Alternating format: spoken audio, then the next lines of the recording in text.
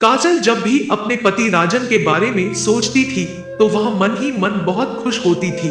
उसने तो सुना था कि पति अपनी पत्नी की इज्जत का रखवाला होता है, पर उसने तो पैसों के लिए उसकी इज्जत को ही दांव पर लगा दिया था। खुद तो बुराई के रास्ते पर चल ही पड़ा था, उसे भी इस रास्ते पर चलने को मजबूर कर दिया था। 2 महीने पहले जब काजल की शादी राजन से हुई थी तो वह मन में हजारों सपने लेकर अपने पति के घर आई। शुरुआती दिनों में उसके सपने पूरे होते भी दिख रहे थे। उसके ससुराल वाले खाते पीते लोग थे और वहां कोई कमी नहीं थी। गरीबी में पली बड़ी काजल के लिए इतना होना बहुत था। उसे लगा था कि ससुराल आकर उसकी जिंदगी बदल गई है, उसकी गरीबी हमेशा के लिए पीछे छूट गई है। पर बीते दिनों के साथ उसका यह सपना टूटने लगा था। काजल के मायके की जिंदगी गरीबी और तंगहाली से भरी जरूर थी, पर वहां उसकी इज्जत थी। जैसे ही वह 20 साल की हुई, उसके माँ बाप उसकी इज्जत के प्रति कुछ ज्यादा ही सोचने लगे थे। शादी के शुरू के दिनों में राजन का बर्ताव काजल के प्रति अच्छा था। उसके सास ससुर भी उसका ख्याल रखते थे, पर आगे चलकर राजन का बर्ताव काजल के प्रति कठोर होता चला गया। राजन होलसेल का कारोबार करता था। उसे अपने कारोबार में 5 लाख का घाटा हुआ। उसे महाजन का उधार चुकाने के लिए अपने एक दोस्त से 5 लाख रुपए का कर्ज लेना पड़ा। रजत नाम का यह दोस्त जब राजन से अपने पैसे मांगने लगा तो उसके हाथ पैर फूलने लगे।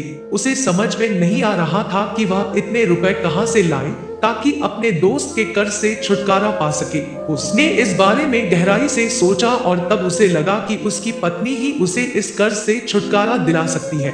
अपनी इस सोच के तहत राजन ने काजल से बात की और उससे कहा कि वह अपने माँ बाप से 5 लाख रुपए मांग लाए, पर जहाँ 2 वक्त की रोटी का जुगाड़ ही मुश्किल से हो पाता हो, वहाँ इतने पैसों का इंतजाम कहाँ से हो पाता।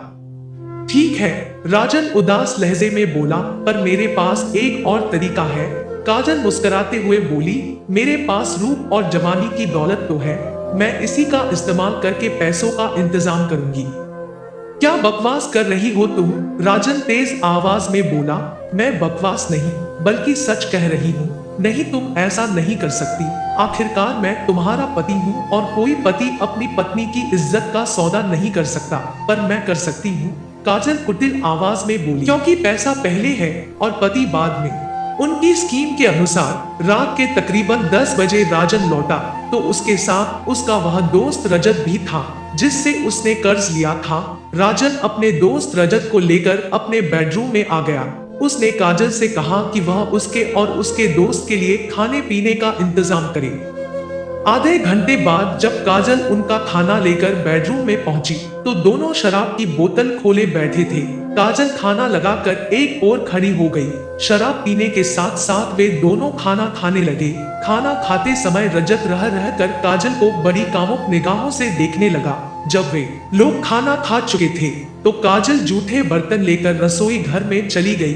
थोड़ी देर बाद राजन ने आवाज देकर उसे पुकारा। काजल कमरे में बेड के पास खड़ी थी और राजन के साथ बैठा रजत उसे बड़ी कामुक निगाहों से घूर रहा था। काजल ने आंखों ही आंखों में कुछ इशारा किया और राजन उठता हुआ बोला, काजल तुम यही बैठो, मैं अभी आया। इतना कहने के बाद राजन तेजी से कमरे से निकल गया और बाहर से दरवाजा बंद कर दिया, पर वह कमरे से निकला था, घर से नहीं। राजन दरवाजे के पास अपने मोबाइल फोन के साथ छिपा बैठा था ताकि काजल और रजत के प्यार के पलों की वीडियो फिल्म बना सके। राजन के कमरे से निकलते ही रजत काजल से छेड़छाड़ करने लगा। यह क्या कर रहे हो तुम? काजल नकली नाराजगी दिखाते हुए बोली, छोड़ो मुझे। तुम्हें कैसे छोड़ दूं जाने मन। रजत बोला, बड़ी कोशिश के बाद तो तुम मेरे हाथ आई हो। कहते हुए उसने काजल को अपनी बाहों में भर लिया। रजत की इस हरकत से काजल पल भर तो बौखला उठी, फिर उसकी बाहों में मचलते हुए बोली, छोड़ो मुझे, वरना मैं तुम्हारी शिकायत अपने पति से करूंगी। पति कहकर रजत हल्का सा मुस्कुराया। तुम्हारा पति मेरा क्या बिगाड़ लेगा? वह तो गले तक मेरे कर्ज में डूबा हुआ है। सच तो यह है कि वह खुद चाहता है कि मैं तुम्हारी जवानी से खेलूं। ताकि उसे कर्ज चुकाने के लिए थोड़ी और मोहलत मिल जाए। नहीं, राजन ऐसा नहीं कर सकता।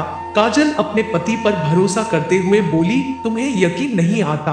रजत उसका मजाक उड़ाते हुए बोला, तो खुद जाकर दरवाजा चेक कर लो, तुम्हारे पति ने बाहर से दरवाजा बंद कर दिया है। नहीं, कहकर काजल दरवाजे की ओर भागी, पर शराब और वासना के नशे से जोश में आए एक मर्द से एक औरत कब तक बचती। रजत ने झपट कर उसे अपनी बाहों में उठाया और बिस्तर पर उछाल दिया। अब काजल संभलती हुई उस पर सवार थी। ऐसा करते हुए यह बात रजत के सपने में भी न थी कि उसका यह मजा आगे चलकर उसके लिए कितनी बड़ी मुसीबत खड़ी करने वाला है।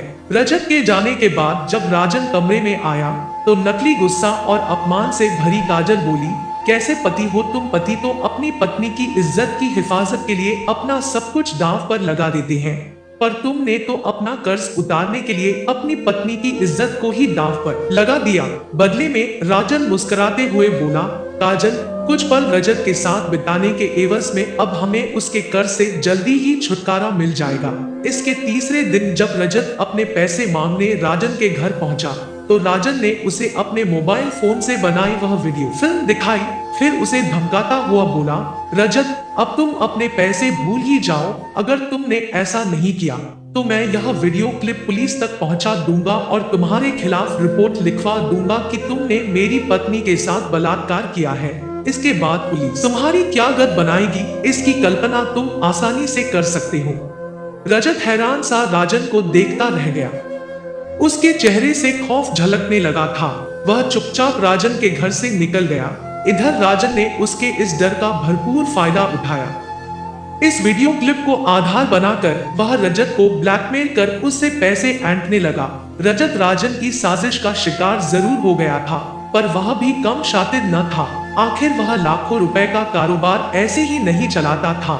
उसने इस मामले पर गहराई से विचार किया और राजन के हथियार से ही उसे मात देने की योजना बनाई। अपनी योजना के तहत जब अगली बार राजन उससे पैसे वसूलने आया तो रजत बोला, राजन, तुम कब तक मुझे यूं ही ब्लैकमेल करते रहोगे? आखिरकार तुम मेरे दोस्त हो, कम से कम इस बात का तो लिहाज करो। मैं पैसे के अलावा और किसी का दोस्त नहीं। अगर मैं पैसे कमाने का इससे भी बड़ा जरिया तुम्हें बता दूं तो क्या तुम मेरा पीछा छोड़ दोगे?